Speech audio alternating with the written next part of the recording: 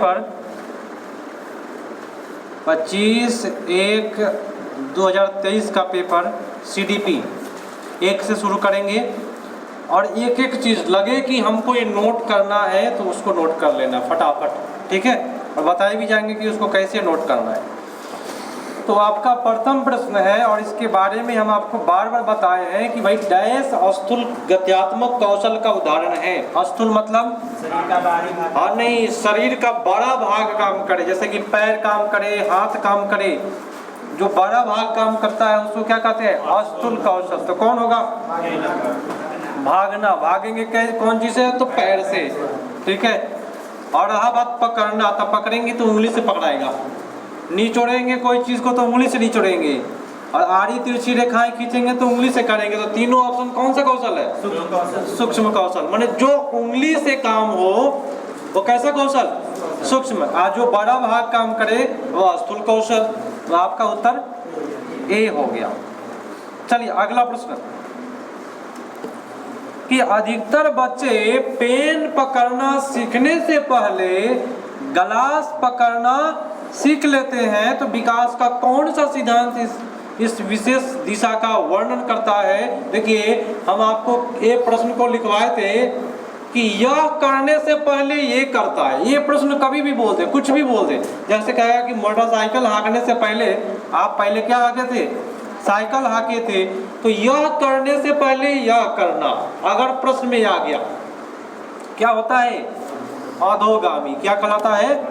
अधोगामी 100% जाएगा। तो इसको नोट कैसे बनाए? यह करने से पहले यह करना। अब यह की जगह पर कुछ भी हो सकता है, ठीक है। कैसे लिखे? तो यह करने से पहले यह करना, तीर का चिन्ह दे करके लिख लीजिएगा। अधोगामी कहलाता है, अधोगामी सिद्धांत कहलाता है। ये 100% सही जाएगा। अगला प्रश्न है, प्रश्न कहता है कि बहुत छोटे बच्चों के लिए निम्नलिखित में कौन सी संस्थाएं समाजीकरण की प्राथमिक संस्थाएं हैं? बताइए। परिवार और आस पड़ोस जो होता है वह समाजीकरण का प्रथम कारक है। और द्वितीय कहें तो कौन होगा? विद्यालय होगा, धर्म होगा, मीडिया होगा, ये सब द्वितीय होता है। तो प्रथम मारेंगे, प्रथम पूछा तो प्रथम मारेंगे। अगला प्रश्न पूछा कि जीन पियाजे के संज्ञानात्मक सिद्धांत के अनुसार बच्चे किस चरण में निगमनात्मक रूप से सोच सकते हैं? कौन ऐसा चरण है? तो औपचारिक संक्रियात्मक में कल ही लिखवाया गया था निगमनात्मक रूप से सोचना। कल ही लिखवाए थे कि नहीं? निगमन रूप से सोचा तो औपचारिक में जाएगा। ये निगमन हट जाएगा तो कौन जाएगा? मूर्त में जाएगा, ठीक है। लेकिन ये निगमन लगाएगा तो 100% आपका औपचारिक में जाएगा। और एक ट्रिक लिख लीजिए, निगमन सोच लिख करके डायरेक्ट आंसर कर लीजिए औपचारिक। इससे बेटर नोट कोई नहीं बताएगा। इससे बेटर नोट कुछ हो ही नहीं सकता है। निगमन लिख करके औपचारिक सोच लिख लीजिए। चलिए अगला प्रश्न है और ये प्रश्न कहता है, सुनिए ध्यान से, थोड़ा सा कथा कहानी टाइप का दिया है, कोई बात नहीं। 5 वर्षीय रीना को 2 पारदर्शी समरूप गिलास दिखाए गए। पारदर्शी माने ऐसा गिलास जिससे आर पार दिखाई दे दे, जो दोनों ही आकार में छोटे और चौड़े थे। दोनों में बराबर मात्रा में दूध डाला गया, जिसे दिखाने पर रीना ने बराबर होने की सहमति जताई। ठीक है भाई, दोनों में बराबर डाला गया तो एक लड़की बोला कि दोनों में क्या है? बराबर है। फिर एक गिलास के दूध को किसी अन्य गिलास में डाला गया। अपेक्षाकृत लंबा और संकीर्ण गिलास था, माने वो जो दूधवा डाला गया था उस दूधवा को एक पतला गिलास में, एकदम पतला गिलास में डाला गया, ठीक है, जो लंबा हो। तो अब रीना मानना है कि लंबे गिलास में छोटे गिलास की अपेक्षा ज़्यादा दूध है। देखिए कितना भ्रम है उसके अंदर। एक कैसा गुण कहलाता है? केंद्रीकरण का गुण। बच्चा ये समझ नहीं पाता है कि किस गिलास में ज्यादा है किस गिलास में कम है, जबकि उसके आंख के सामने में दोनों में क्या डाला गया, समान ही दूध डाला गया, लेकिन बोला कि लंबा वाला में ज्यादा दूध है। तो ये बच्चा जो ये नहीं पकड़ पाता है कि किसमें ज्यादा दूध है, तो उसको कहते हैं विकेंद्रीकरण या केंद्रीकरण। और ये कौन सा अवस्था में होता है, पुरुष संक्रियात्मक। बहुत अच्छा, पुरुष संक्रियात्मक में जाता है पियाजे का। नेक्स्ट प्रश्न पर आ जाइए। ये प्रश्न कहता है कि अनु का तर्क है कि स्केवल समाज से ही, यहाँ पे केवल होना चाहिए, स लग गया है गलती से, शायद टाइपिंग में गलत हुआ है। केवल समाज ही तय कर सकता है कि क्या सही है और व्यक्तिगत रूप नहीं है। तो लॉरेंस कोलबर्ग के नैतिक सिद्धांत के अनुसार उदाहरण किस चरण में होगा, जिसमें समाज तय करता है। कोलबर्ग के बारे में बताए थे, जिसमें समाज जो तय करता है उसको कहते हैं अधिकारिता एवं सामाजिक क्रम व्यवस्था अभिविन्यास कहलाता है, जिसमें क्या होता है, समाज ही तय करता है। ठीक है, कोई दिक्कत? चलो उत्तर सी पर। अब आ गया आपका वाइगोस्की भाई का प्रश्न है। ये प्रश्न कहता है कि वाइगोस्की के विचार के अनुसार, पकड़ना एक एक चीज को, निम्नलिखित में विद्यार्थियों के अधिगम को पार प्रदान करने की कौन सा तरीका सही है। पार कभी भी आ जाए, हाँ, ये पार वर्ड एक ऐसा वर्ड है, ये आता है तो आंसर में संकेत नहीं तो इशारा लाएगा। पार आएगा तो संकेत और इशारा जरूर लाएगा, और यहाँ पे दिया हुआ है जरूरत पड़ने पर संकेत इशारा देना। ये केवल पार छोटा सा वर्ड है जो संकेत इशारा से बना हुआ है। ठीक है, आ जाइए नेक्स्ट प्रश्न को करते हैं। फिर से आ गया वाइगोस्की साहब, और सबसे मजेदार प्रश्न वाइगोस्की का होता है, गलत नहीं होता है। ले वाइगोस्की ने निम्न में से किसको बढ़ावा दिया है, पता है आपको? हाँ, वाइगोस्की साहब सहयोग को बढ़ावा दिया है, क्योंकि सहयोग कहाँ होता है, समाज में। समाज कहे तो कहाँ, परिवार और विद्यालय दोनों, गांव नहीं। सहयोग बोले तो आपका परिवार भी हुआ और विद्यालय भी हुआ। चलिए, आपका उत्तर बी। नेक्स्ट प्रश्न है कि एक प्रगतिशील कक्षा में अधिगमकर्ताओं को किस तरह समझा जा सकता है। ज्ञानी के निष्क्रिय ग्रहणकर्ता के रूप में। फर्स्ट में क्या गलती किया, निष्क्रिय, गलत हो गया भाई। और बी तो सही लग रहा है कि ज्ञान निर्माण में सक्रिय बोल रहा है, तो ये तो ठीक है भाई, कहीं भी नेगेटिव नहीं बोला। तो भाई सी में नेगेटिव क्या बोला, केवल व्याख्यान बोल दिया। और डी में गलत क्या बोला, असक्षम, और बोले तो न। तो ऐसे ऐसे वर्ड को छूना नहीं है। उत्तर आपका चला गया बी पर। चल नेक्स्ट है कि भाई रजनी देखी गई वस्तुओं के मानक चित्रण और परिवर्तन में बहुत कुशल है। ठीक है भाई, तो हार्वर्ड गार्डनर के बहुबुद्धि सिद्धांत के अनुसार वह किस प्रकार की बुद्धि को दर्शाती है, स्थानिक बुद्धि कहलाएगी। तो आपका देखिए, हम आपको बोले थे कि गार्डनर साहब का बहुबुद्धि सिद्धांत आपको पढ़ाए भी हुए हैं, और इसका एक स्पेशल वीडियो भी है, तो उसको जा करके देख लीजिए। जिनको नहीं समझ में आए वीडियो भेज दिया जाएगा, देख लीजिएगा। तो बोला क्या, वस्तुओं के मानस चित्रण परिवर्तन में बहुत कुशल है। माने वस्तु का आंख कहाँ होगा, जहाँ आंख होगा वहाँ बनाता है, नाक जहाँ है वहाँ बना देता है। तो इस प्रकार की बुद्धि जो होता है जिसके पास, कैसा बुद्धि, स्थानिक बुद्धि कहलाता है। और नहीं तो इसकी फिल्म देखे हैं, है ना, स्थाने बदल जाता है उसमें।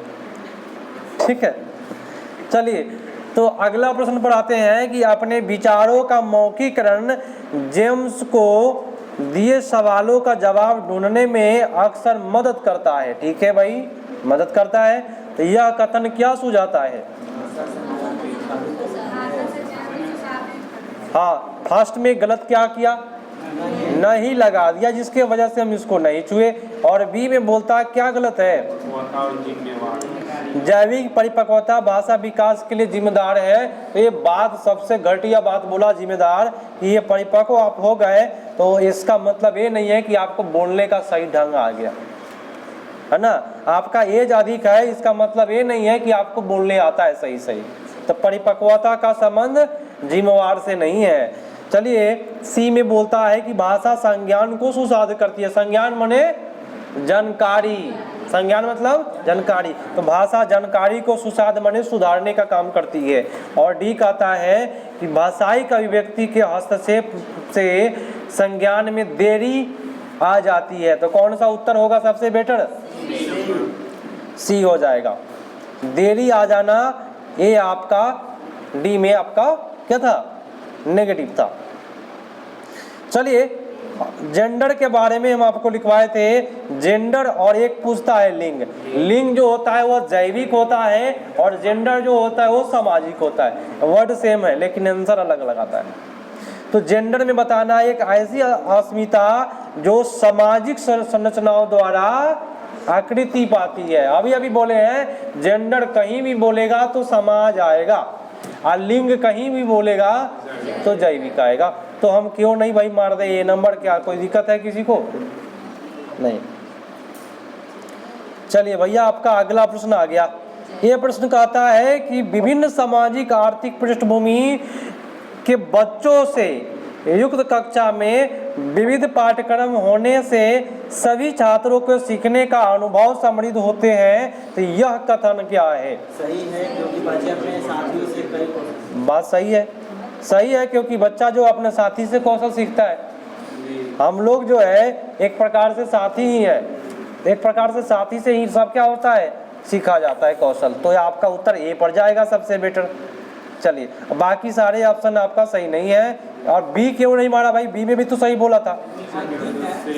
ये श्रेणी बढ़त कर दिया ना, वो भी क्या? अधिक श्रेणी बढ़, तो और घटिया हो गया।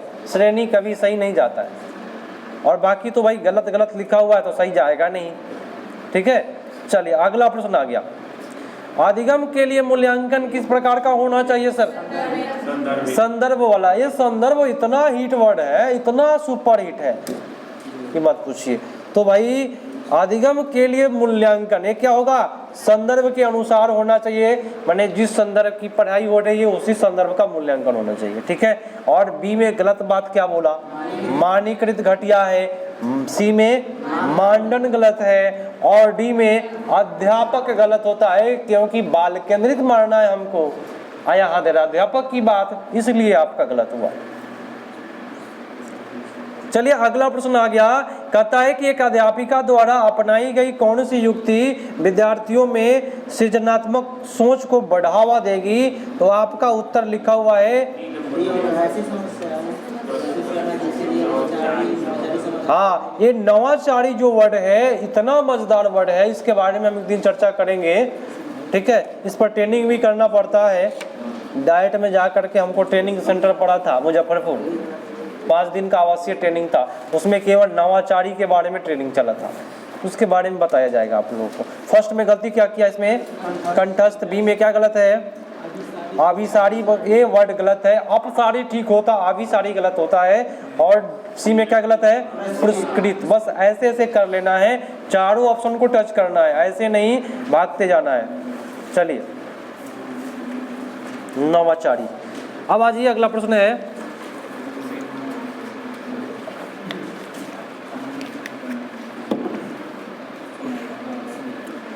चलिए प्रश्न बोलता है, सुनिए ध्यान से, कि वंचित वर्ग के से संबंधित विद्यार्थियों के सफल समावेशन हेतु निम्नलिखित में से क्या जरूरी है? यही एकमात्र प्रश्न है जो बहुत रिपीट करता है, ये वंचित वाला।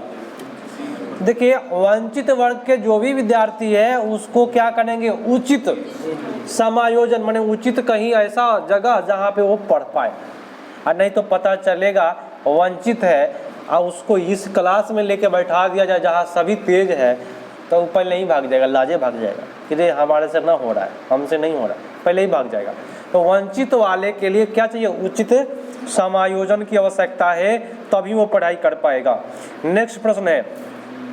चलिए पूरे एक एक चीज को तोड़ना है क्योंकि आज काफी हम सक्रिय हैं और बेटर तरीका से बताएंगे। चलिए निम्नलिखित में से किस सिद्धांत का समावेशन की विचारधारा आधारित है? समावेशन किससे चीज से बना? तो समता से तो आप लोग भाई देर ना करिए, इसको फटाफट नोट करिए।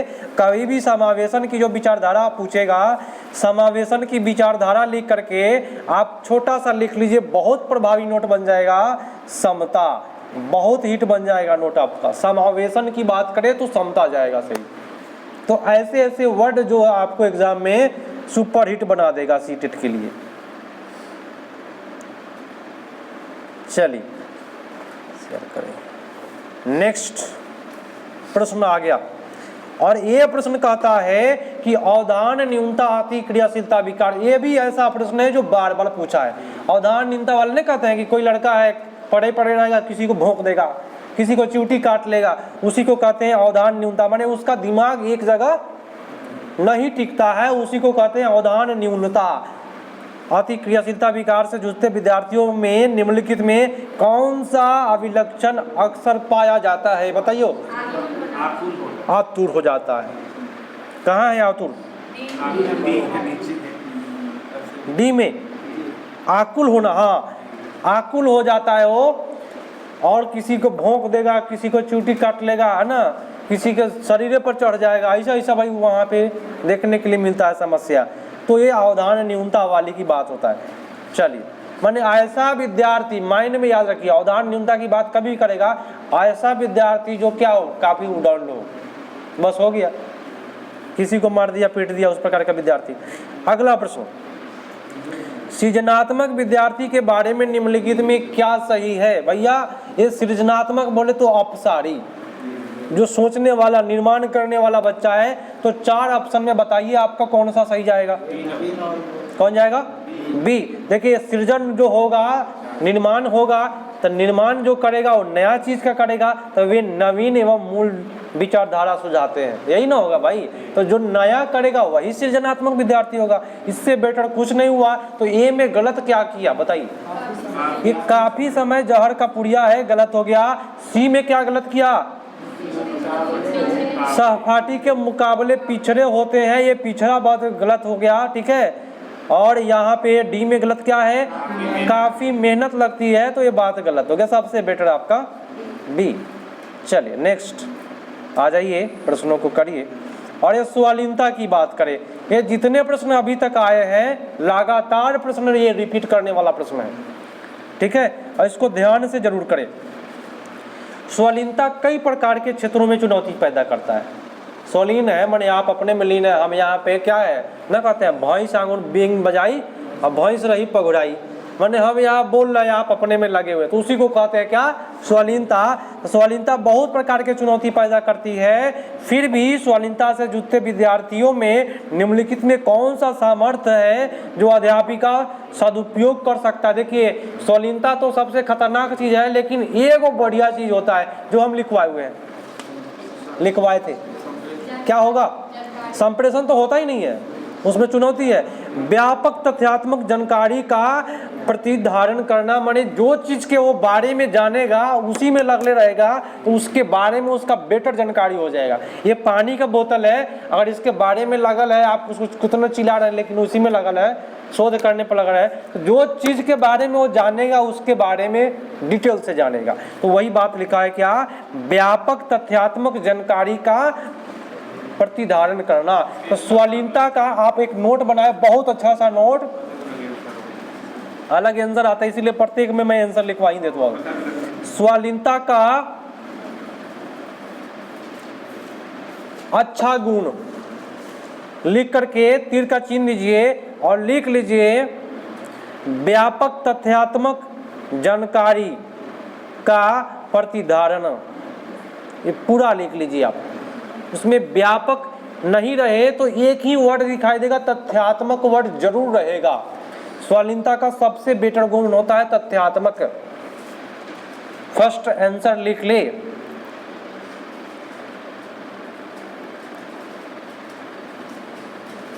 चलिए पूरे माइंड को एक्टिव रखिएगा, क्योंकि जो क्लास चल रहा है वो रुक नहीं रहा है, इसलिए पूरे माइंड को आपको एक्टिव रखना है। इधर गर्दा भी उड़ गया है पूरा, उधर पानी डलवाना होगा हो मटर से, मटर खराब हो गया है। चलिए प्रश्न कहता है कि विद्यार्थियों में प्रभावशाली एवं अर्थपूर्ण अधिगम को बढ़ावा देने के लिए एक अध्यापिका को किस पर बल देना चाहिए? पाठ सामग्री को वास्तविक जीवन से अलग विषय। देखिए, वास्तविक जीवन बहुत हिट होता है और इससे बेटर हिट कुछ नहीं है। अगर ये आ गया तो समझिए ये आप ही के लिए आया है। तो फर्स्ट में गलती क्या किया? कंठस्थ स्मरण। बी में क्या गलती? प्रतिस्पर्धा। सी में अनुकूलन। ठीक है, लेकिन सबसे बेटर क्या मारेंगे? डी मारेंगे। सी भी सही है, कोई दिक्कत नहीं, लेकिन क्वेश्चन के हिसाब से सही नहीं है। अनुकूलन की बात करें तो वहां पे संतुलन की बात करेगा। अगला प्रश्न 22 नंबर, निम्नलिखित में कौन सा उपागम विद्यार्थियों के ज्ञान अर्जन की योग्यता को कमतर आंकता है? निष्क्रिय। भाई नेगेटिव पूछ रहा है क्योंकि भाई लिखा हुआ है कमतर। कमतर माने कम आंकता है, तो निष्क्रिय नकल जो हो जाएगा वो सबसे घटिया वर्ड हो गया आपका। और नेक्स्ट है कथन करण, सबसे मजेदार होता है और फ्री में नंबर मिलेगा आपको। कहता है कि किसी नए संप्रत्यय को पढ़ने के समय एक अध्यापिका को विद्यार्थियों के पूर्व ज्ञान को सक्रिय करना चाहिए। बात सही है कि नहीं? आप टीचर है, सबसे पहले आप क्या करते हैं? आते आते क्लास में कहते हैं हाँ बताओ, पहले कल जो बताए थे वो बताओ क्या है, पहले सुनाओ। उसको क्या करना चाहिए? पूर्व ज्ञान को सक्रिय करेंगे तब आगे पढ़ाएंगे। भाई ये बात सही बोला। और तर्क में कहता है कि अधिगम अधिक प्रभावशाली होता है जब विद्यार्थी वस्तुओं को जानकारी के असंबंधित खंड के रूप में प्रस्तुत किया जाए। क्या ये सही है? नहीं है, ये खंड के रूप में। वो भी कैसा खंड बोल रहा है? असंबंध। अ बोले तो न, आई नेगेटिव बोल दिया, इसलिए हम इसको नहीं मारे हैं। कौन जाएगा? चलिए, गर्दा उड़ा देना है। गर्दा उड़िए रहा है क्लास में पीछे से। प्रश्न कहता है, सुनिए, अधिगम की प्रकृति डैश और डैश है। भाई क्या है? क्या मार दिए हो? हाँ, सक्रिय और सामाजिक है। तो बी क्यों नहीं मारे? निष्क्रिय है। डी भी निष्क्रिय हटा दिए, तो सी क्या गलत कर दिया? व्यक्तिगत अधिगम नहीं होता है, सामाजिक अधिगम होता है। ये व्यक्तिगत गलत बात हो गया। ठीक है, चलिए आज पूरा गर्दा उड़ा देना है। गर्दा उड़ रहा है पीछे से। चलिए, अब प्रकृति नाराज नहीं है, आप लोगों का स्वागत कर रही है धूल मिट्टी से, ताकि आप लोग कुछ बने अच्छा। चलिए अगला प्रश्न, निम्नलिखित में से कौन सी युक्ति समस्या समाधान के लिए प्रभावशाली है? तो भैया सबसे पहले हम काटना चाहेंगे तो किसको काटेंगे?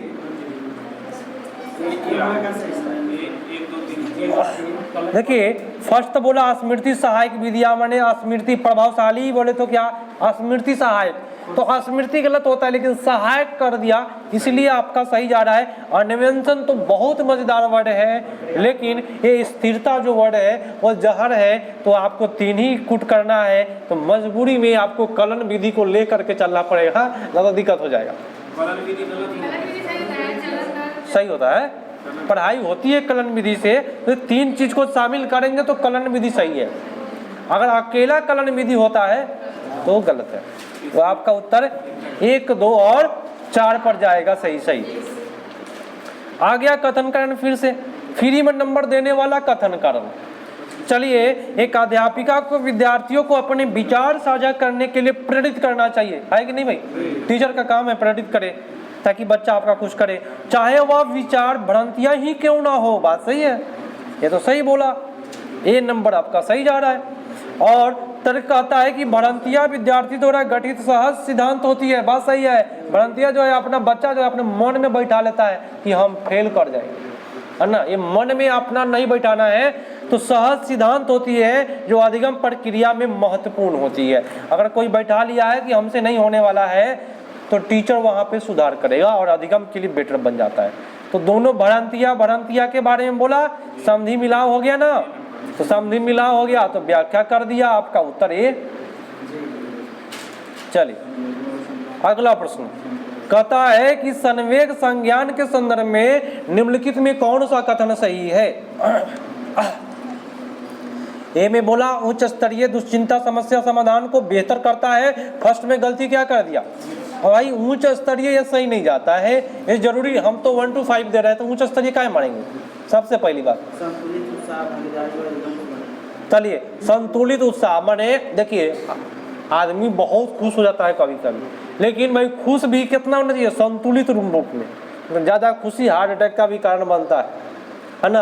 आपको 1 करोड़ रुपया मिल गया बॉस, पता चली कि रात भर में 10,000 के मर गए, है ना, खुशी से। तो हो गया संतुलित उत्साह भागीदारी और अधिगम को बढ़ाता है। तो आप संतुलित रहिएगा तो आपका अधिगम जो होगा वह काफ़ी मज़ेदार तरीका से होगा, ठीक है। और सी में गलत क्या किया? निराशा। और डी में शर्मिंदगी की बात कर रहा है। और शर्मिंदगी के बारे में मैं आपको बता दूं, पिछले साल प्रश्न पूछा था, आर गुप्ता का प्रश्न है, शर्मिंदगी क्या है? आंसर में था शर्मिंदगी जो है अधिगम पर नकारात्मक प्रभाव डालता है।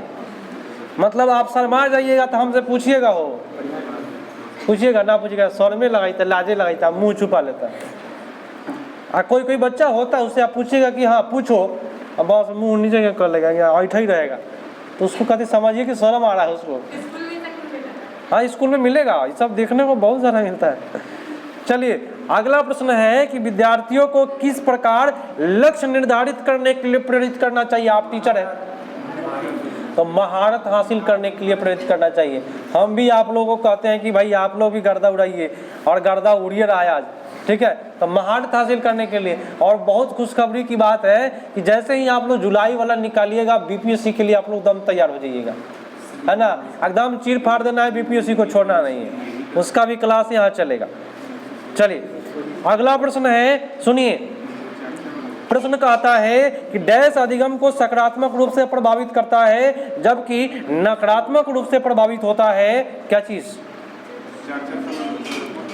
मैंने ऐसा चीज बताइए, स्कीमा जो है अधिगम को सकारात्मक रूप से प्रभावित करता है, डी नंबर ऑप्शन, स्कीमा सक्रियता, जबकि अधिगम आवश्यकता, अ माने 9, ये क्या करता है? नकारात्मक करता है। तो हम भरेंगे कौन सा? माने एगो पॉजिटिव भरना था और एगो नेगेटिव भरना था, फर्स्ट में पॉजिटिव भरना था, और ये आपका अंतिम है सीडीपी का, गर्दा उड़ गया है। चलिए प्रश्न कहता है कि राष्ट्रीय शिक्षा नीति 2020 किस प्रकार शिक्षा शास्त्रों का प्रस्ताव रखती है? अधिगम करता माने बाल केंद्रित। देखिए आज दिया है इसका क्या?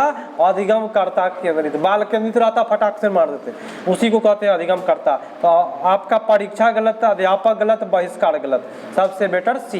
कोई दिक्कत नहीं ना हुआ? ये आपका सीडीपी समाप्त हुआ। नेक्स्ट में आपका ईवीएस चलेगा।